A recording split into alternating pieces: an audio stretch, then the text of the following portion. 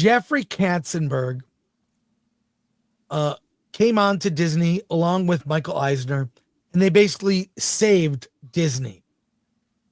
And this is a memo. I'll show you the memo. We have it as a PDF. It was sent to me.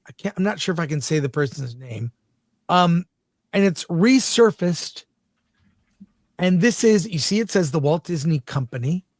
I'll blow it up a little bigger here. And it's from Jeffrey, not even Katzenberg. It just says Jeffrey. And this memo is, what is it? It's like 20 pages, 29 pages in which, and he sent this memo to Michael Eisner, Frank Wells, a lot of people at the company at the time. It was to the Disney Touchstone creative staff, the Hollywood creative staff. And in this memo, which he titles, "The World is Changing, Some Thoughts on Our Business."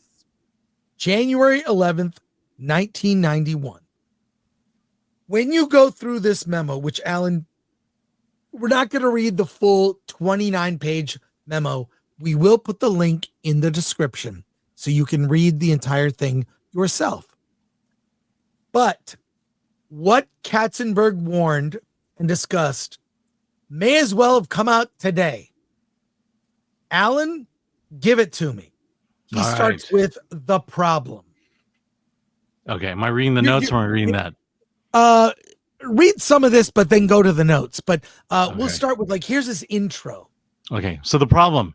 As we begin the new year, I strongly believe we are entering a period of great danger and even greater uncertainty. Events are unfolding within and without the movie industry that are extremely threatening to our studio. Some of you might be surprised to read these words. After all, wasn't Disney number one in 1990? Yes, but our number one status was far from a sign of robust health. Instead, it merely understated the fact that our studio did the least badly in a year of steady decline for all of Hollywood. A year that was capped off by a disastrous Christmas for nearly everyone. Although we led at the box office in 1990, our bottom line profits in the movie business were the lowest in 3 years. Pause for a sec. Brutal honesty you never, ever hear. He's saying, we did the least, what does he say? We did the least badly in a year where things sucked. Talking about the year 1990. Now, I would disagree. I think 1990, there were some bangers, but do you think that people in the offices at Disney and other studios are this brutally honest, saying these kinds of things now? I wonder if they are. They certainly aren't doing that publicly. Anyways, please continue. Well, I mean, to your point, please. The only way to fix a problem is to understand the problem. Right. And when you blame fans for your bad movie, that means you don't understand the problem. Correct. You don't even understand the ramifications of your problem because no one's showing up to watch your movies. Yep. You're right. This is refreshing to hear someone talk honestly about the state of the company and with an honest desire to want to fix it. All right. So now added to that, the nation's economy is acknowledged to be in a recession that I am convinced will be quite devastating in our industry. That's the bad news. Now the good news. No one is better positioned to weather the upcoming storm than we are. We are the current box office champs, but more important, our underlying philosophy of movie making lends itself especially well during lean times. As a result, we are not only in the strongest position to succeed during a time of economic adversity, but we have the potential to establish a very high platform for which to launch into the next round of good times whenever they may come. Make no mistake about it. Ours is a cyclical business, and we are once again repeating the cycle. The purpose of this memo is to reaffirm our commitment to our core philosophy, because I am convinced that this is what embodies our key success in the days ahead. Pause for a sec. Yeah. Also, by the way, I did meet Jeffrey Katzenberg once. I was, this is weird. I was paid to host a film festival at the campus, the studio DreamWorks. and I was there. It was like a 3-day festival of films made by employees. So it was like an employee film festival. And Jeffrey Katzenberg came to speak, and I moderated a Q&A with Jeffrey Katzenberg and other people asking questions. And he privately told me some really, like, I was like, I can't believe you're telling me this. Told me his honest thoughts about Star Wars Episode 1, which had just come out. And like, he was very personable. I like, really, when I've had the opportunity to meet executives, they're human. They're human. And I think the ones that are the most successful are brutally honest. I've mentioned this before, but I talked to Ted Sarandos last night at the Netflix party. Ted Sarandos used to buy DVDs from Film Threat. When they had a physical media business, he bought 700 copies of every DVD Film Threat put out for their library. And they were the only company that paid on time.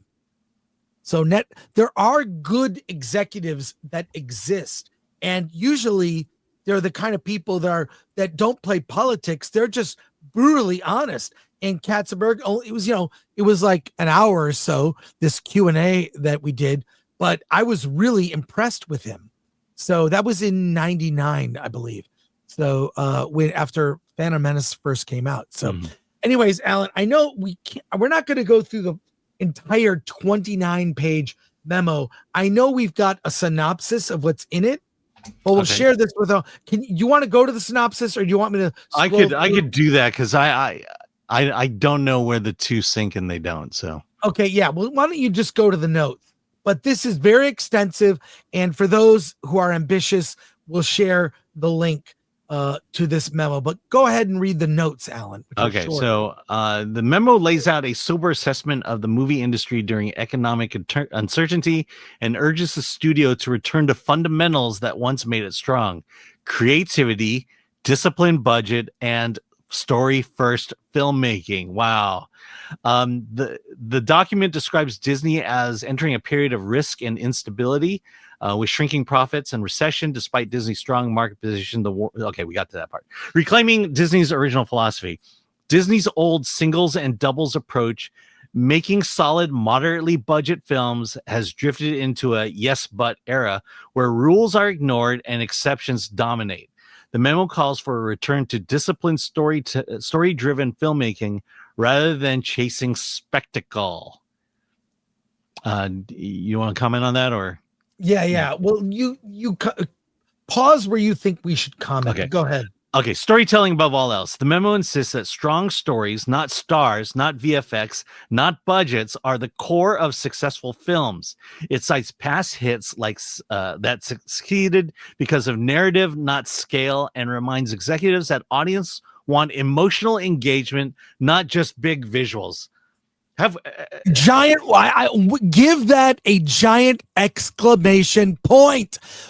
Do you hear anything in this memo? I guarantee, what's not in this memo? We need inclusion. We need diversity. We need nothing. What does he say? Story. Why do you, Lasseter. What's Lasseter say? Story. When you read interviews with George Lucas, what does he say? Story, story, story. Your thoughts, Alan? Yeah. Have we not been saying this for the last 2-3 years? Look, you can have diversity. You can have inclusion in your movies, but it's story first. It will always be story first. And reminds executives that audiences want emotional engagement, not just big visuals. Can I bring up Alien? Alien, what do you say? Alan, you're kind of fading away with your internet. But yeah, I don't know what's happening. But Predator Badlands, all it is big visuals. Nothing, no emotional engagement whatsoever. And again, this was in 1990, male and pale and stale. I think that's how they're treating this. Yeah. Continue with the synopsis and this memo in brief. Okay. The trap of blockbuster thinking. Hollywood's obsession with massive guaranteed hits has created an unsustainable cycle of ballooning budgets and disappointing disappointing returns. The document argues that Disney must balance tentpoles with smaller, more personal films to avoid creative and financial stagnation. No film is a guaranteed success. The memo warns that assuming big stars and big budgets ensure big box office wins, it stresses that filmmaking is inherently risky and that originality, not formulas, is the only reliable long-term strategy. Have we never talked about the problem of big budgets? Well, I'll just say this. Jeffrey Katzenberg could start a YouTube channel and say all these things because this is not, a lot of this are things that we have said. You don't need, not everything needs to be a big tentpole. Roll the dice, make something small, something driven by story. Yeah. Why do movies have to cost $200 million when they could easily cost, for a big studio, of 25 million, 50 million? Yeah, and you also need those stable, like, comedy, romantic comedy, teen sex comedy, or teen comedy, or you need staple other genres that kind of fill out when you do have a big tentpole. And it seems like these days everything is a huge franchise, no risk is taken, and also nothing here about alienating the audience. He talks about financial tough times, a recession, and you've got to earn the audience's dollars, right? Okay. Is there any more to the synopsis? Yeah, there's more. Okay. But I swear, Jeffrey Katzenberg should run his own studio. All right. Investing in internal creative development. Disney is urged to build projects from within rather than paying huge sums for outside scripts. Strengthening an internal stable of writers and fresh ideas gives the studio more control, consistency, and long-term creative identity. Using talent wisely, but not letting stars drive decisions. While talent matters, Disney should avoid letting star power dictate projects. It encourages nurturing more emerging artists and established names in a way that prioritizes collaboration and story. Wow. Yeah, that's a good break. I'm sorry. There's more good stuff here, but let's talk about that. Well, just comment on that. But I mean, he's a very brutally no wonder he was so successful, because if you can't he's being honest about here's the state of things. 69. Yeah. So you can continue, please. Yeah, here we go. Reframing family movies. Family films shouldn't mean kids only. Disney's greatest successes appeal to adults and children alike, delivering universal stories that work for all ages. Marketing can't save a weak story. The memo critiques Hollywood's over-reliance on test screenings and marketing predictions. No amount of promotion can fix a film without a solid script. Creative instincts should matter as much as research. Yeah, can we talk about Disney marketing when a new movie comes out? Yeah. And they'll have a premiere screening, and who do they invite? They invite social media influencers. Why? Because they're more concerned about the marketing of it than they are about the film itself. And also, they only invite people that will guaranteed give them positive press, which means that after a while, people are not going to trust those sources. They're not going to be trusted. So I don't know. Continue, Alan. This is really good stuff. I know. Story drives all revenue streams. With theatrical income no longer a dominant profit source, strong stories become even more essential. International markets, home video, and other revenue channels all depend on compelling narratives.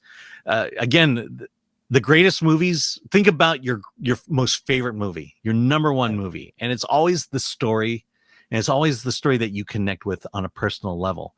And no one's willing to risk doing that. These stories that you connect with transcend race, transcend age, transcend gender. And we're going backwards here. Yeah, zero talk of identity. Zero. And he goes, and the second half of the memo is a solution. The idea is king. Yeah. Okay. So Anyways, he starts with a creative environment for creatives. Disney is urged to maintain a collaborative, non-bureaucratic culture, ensuring writers, directors, and staff feel valued and able to contribute ideas freely. Open communication and accessibility are key to keeping creativity alive. Do you see that? Do you hear that? What is it? Unbureaucratic? Yeah. Non-bureaucratic. Free from politics, non-bureaucratic, where it's just like you're creative. You're not worried about my position or this or my title. You're a creative at Disney. Come up with ideas. We need an idea. We need like a big idea. I mean, like you pointed out, Beverly Hills Cop, a simple idea. Fish out of water story about a Detroit cop that tries to solve a crime that leads him to Beverly Hills, and starring Eddie Murphy. When you look at these past movies that were successful, they were very high concept, not high budget, high concept. Yeah, I keep thinking about the Joseph Barbera video we showed a few times. Yeah. You know, he comes in with a great story idea, and then everyone around him is, well, why can't the lead be a woman? Or why can't, and start injecting. That clip, we showed that clip. It kind of blew up, but it was like him being needled by the executives at the network about the stories for Hanna-Barbera cartoons. Like, why does it have to be this? Or you can't have it be a gun. Or you can't, like, sucking all the life and the fun out of entertainment. I remember Robert talking about Secret Invasion, that TV series, and how much he loved the script. Right. And then you could almost imagine it getting nitpicked to death about diversity, inclusion, and equity. And that's the state of it. You have a great idea and it just gets nitpicked to death to appease people who aren't going to watch your movie, who care more about the process than about the final product. Okay, and then finally, the final message: passion wins. The memo ends with a call to return to passion-driven filmmaking. In a challenging industry moment, Disney's best path forward is embracing creativity, collaboration, and the love for storytelling, values that built a studio's legacy. Well, there's also, it goes on to say, he talks about Dick Tracy and the box office for that. That was a touchstone picture. What do you say about that? He says I'll scan. You should read it. It's down about. I'll find it. I mean, do you know the gist of what his point is? I'm just curious what he said about Dick Tracy. Yeah, no. I'll go to it. Okay. He's a solution. The idea is king, and then he goes on the lowdown on high concept. Then he gets the fallacy of the floor. Then he gets to Tracy. So what about Dick Tracy? By every rational measure, it was a success. It topped 100 million in domestic box office, sold millions of dollars in merch, and was by all accounts a cultural event. Nevertheless, having tried and succeeded, we should now look long and hard at the blockbuster business and get out of it. As profitable as it was, Dick Tracy made demands on our time, talent, and treasury that, upon reflection, may not have been worth it.